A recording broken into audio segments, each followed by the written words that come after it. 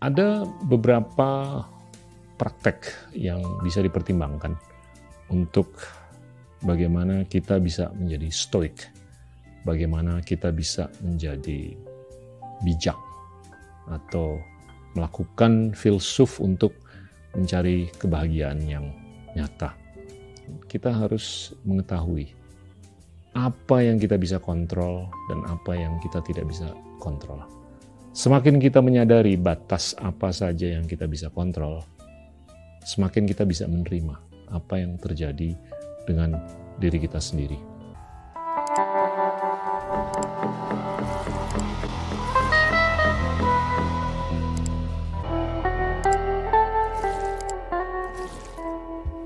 Stoicism atau stoicisme itu adalah filosofi yang mengajarkan bagaimana kita bisa hidup dengan kebahagiaan yang penuh. Konsep ini cukup tua dan ini dilahirkan di kota Athena oleh orang namanya Zeno yang berasalkan dari Citium atau yang sekarang dikenal sebagai Siprus. Itu kurang lebih di awal abad ketiga sebelum Masehi. Dan ini berlanjut dan tentunya dilanjutkan oleh mantan budak bernama Epictetus di zaman Romawi. Setelah itu oleh Seneca, seorang politikus, dan setelah itu Marcus Aurelius, seorang kaisar di zaman Romawi. Ini semua terjadi di milenial pertama. How will the world speak my name in years to come? Will I be known as the philosopher, the warrior, the tyrant? Or will I be the emperor who gave Rome back her true self?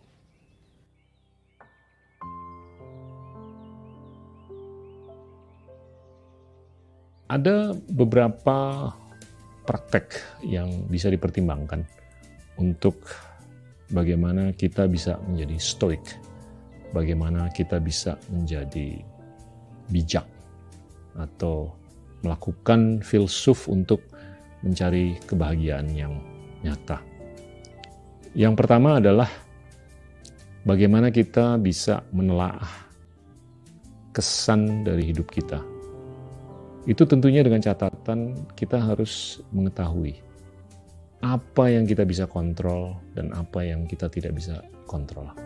Semakin kita menyadari batas apa saja yang kita bisa kontrol, semakin kita bisa menerima apa yang terjadi dengan diri kita sendiri.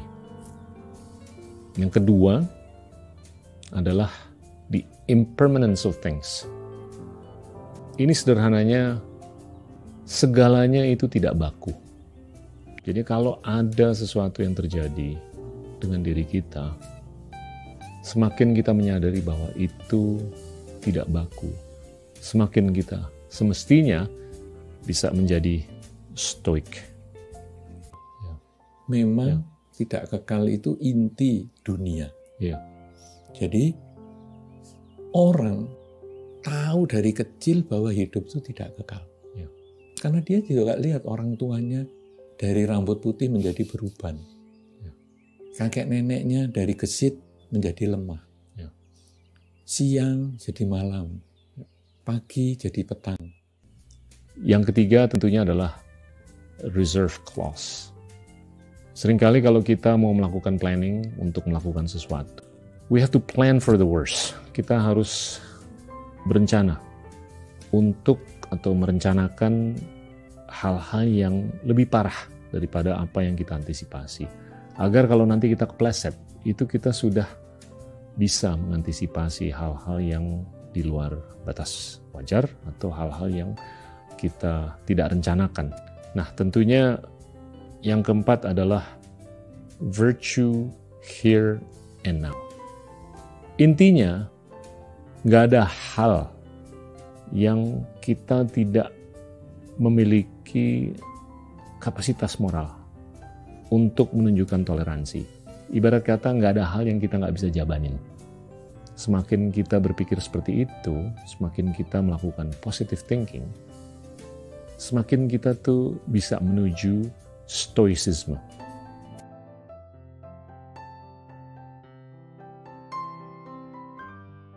Yang kelima adalah istirahat.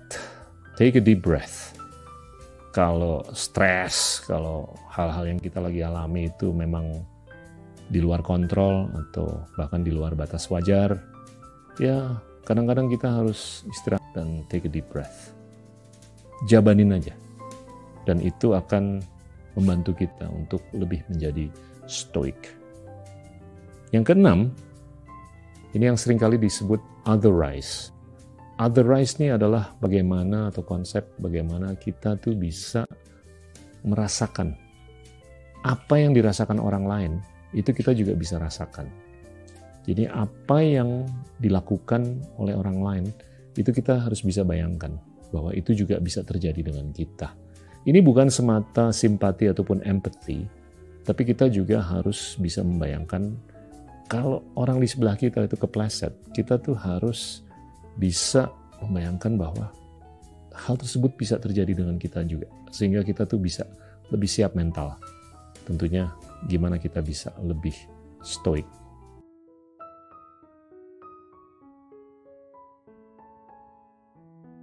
Yang ketujuh, kalau bisa ngomongnya jangan terlalu banyak. Ngomong tuh dengan cara yang minimalis. Tapi apapun yang kita artikulasikan, itu diartikulasikan dengan cara yang berkenan atau baik. Yang ke-8, kelilingilah diri kita dengan orang-orang yang keren. Kalau kita mau keren, ya kalau bisa kita ngelilingin diri kita dengan orang-orang yang keren. Bahkan kalau bisa dengan orang-orang yang menurut kita tuh lebih stoik. Kalau kita mau menjadi orang yang stoik.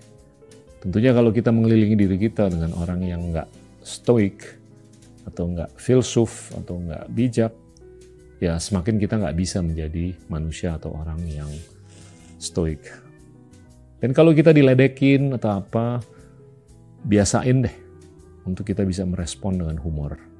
Karena humor itu adalah obat untuk banyak hal. Kalau kita dibully, kalau kita diledek, atau kita dikompromi, disiasati atau apa, ya nggak usah baper. Kita respon aja dengan humor, as if ini adalah bagian dari hidup kita, dan semakin kita bisa mengakomodasi hal-hal dengan humor, semakin kita tuh bisa menjadi manusia yang lebih stoik.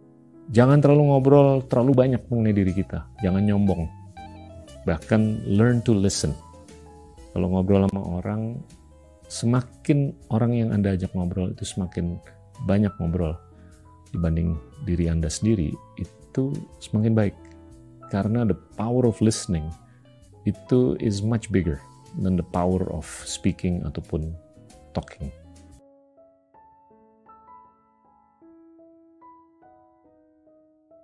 Dan kalau kita bicara, jangan menggunakan judgment.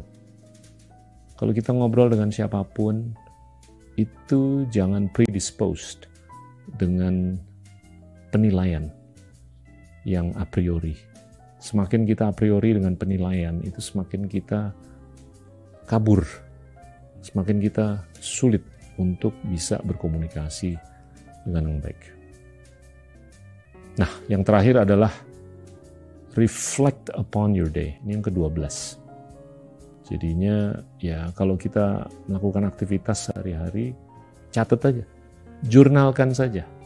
Plus minusnya. Ups and downs-nya itu dicatat. Dan tentunya semakin kita bisa mencatat, semakin kita bisa melakukan refleksi terhadap apa yang kita lakukan sebelum-sebelumnya. Ini adalah beberapa tip, ada 12 exercise yang dianjurkan bisa dilakukan oleh kita semua agar kita bisa mencapai kulminasi atau titik stoicisme. I find I'm so excited I can barely sit still or hold a thought in my head. I think it's the excitement only a free man can feel. A free man at the start of a long journey whose conclusion is uncertain.